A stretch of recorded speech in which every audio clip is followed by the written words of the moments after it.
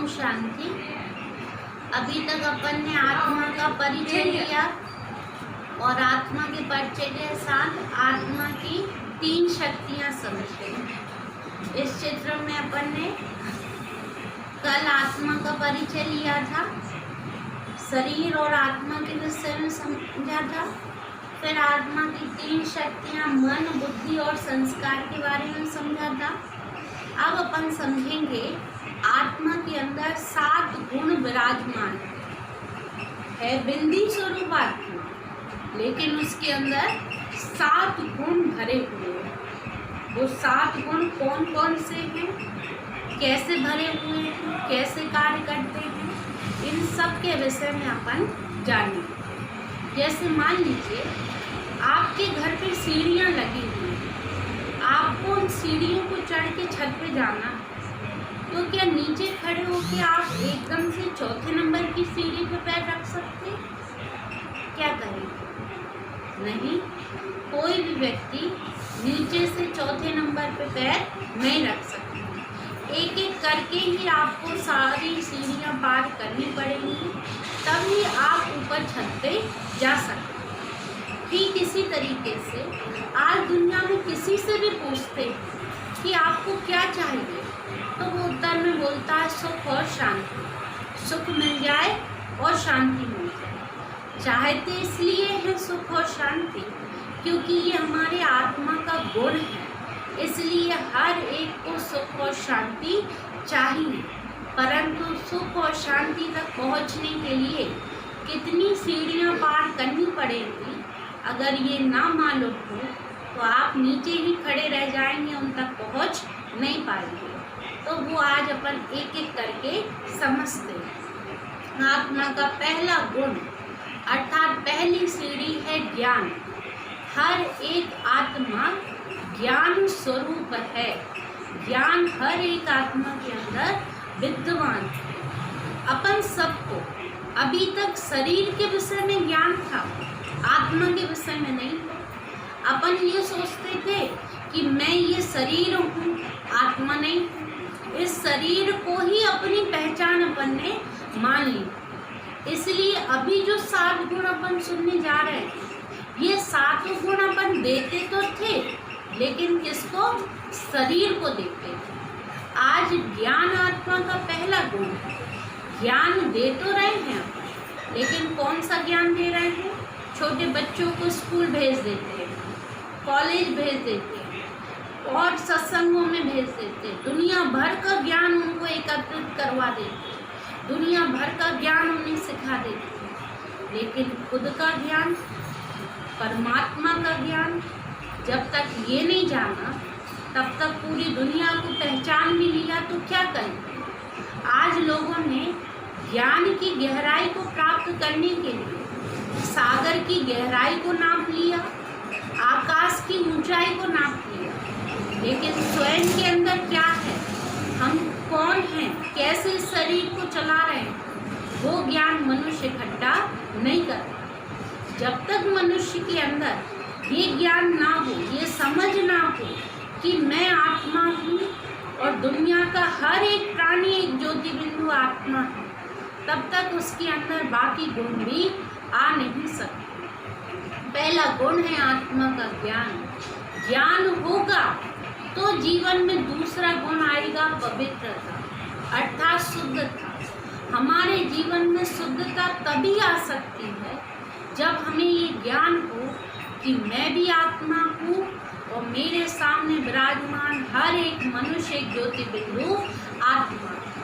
जब हमें ये ज्ञान होगा तो हमारे अंदर शुद्ध व्यवहार होगा, शुद्धता आएगी। शुद्धता लाने के लिए मनुष्य बहुत प्रयास करता है। कैसे? पूजा पाठ करेगा, जप तप तीर्थ आदि करेगा, नर्मदा जी स्नान करेगा, गंगा स्नान करेगा, ये सोच के कि शायद मेरे जीवन में शुद्धता आ जाए। इन सब से शुद्धता आती है, ऐसा नहीं कि नहीं आती। शुद्धता आती है पूजा पाठ करने से, नर्मदा स्नान करने से, जब तक तीर्थ करने से शुद्धता आती है। लेकिन कितनी देर और किसको मिलती है शुद्धता?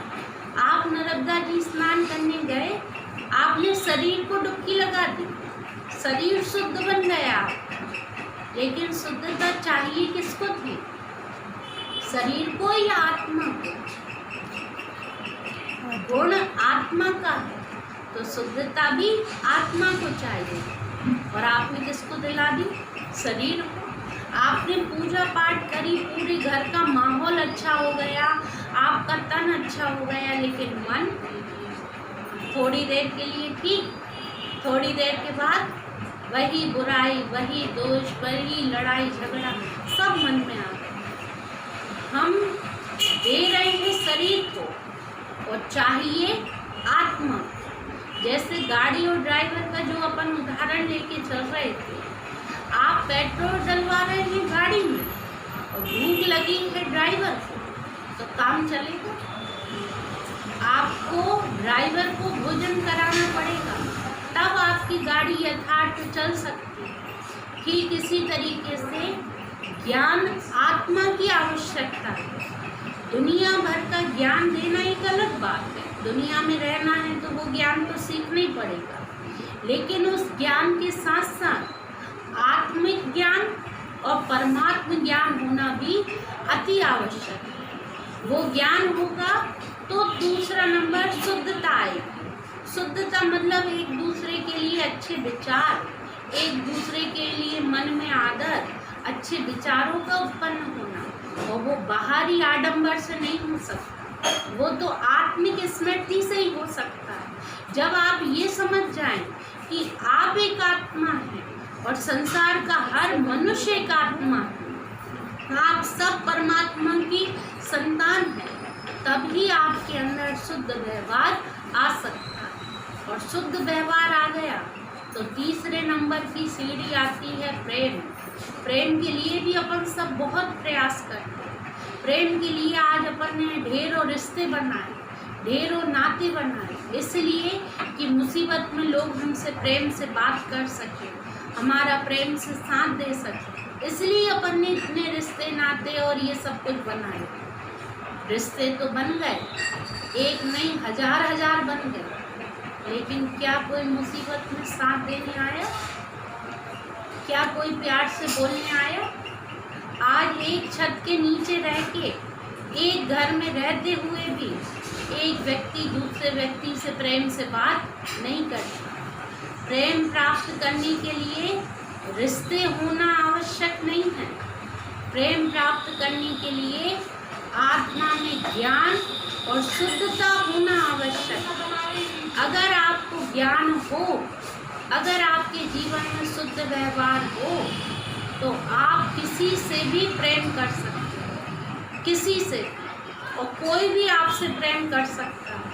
अगर आपके जीवन में ज्ञान और शुद्धता हो तो प्रेम तो अपने आप चल के आएगा, क्योंकि शुद्ध व्यवहार होते, एक दूसरे के प्रति अच्छी भावना होती, तो प्रेम तो अपने आप जन्म लेता है। और जहाँ प्रेम ने जन्म ले लिया, वहाँ आपका जीवन कैसे बीतेगा? शांति में। आपके घर में शांति लगी रहेगी। आज शांति के लिए अपन कितने प्रयास करते हैं। हर एक मनुष्य ये चाहता है मेरे जीवन में शांति हो। शांति लाने के लिए क्या किया अपन? घर से सबको बाहर निकाल दिया, सब चले जाओ, मैं अकेली कमरे में रहूँगी, मुझे शांति चाहिए, आवाज़ मत करो, टीवी मत चलाओ, बच्चे खेलो मत, मुझे शांति चाहिए। सब चुप हो जाएंगे, तो क्या आपको शांति मिल जाएगी?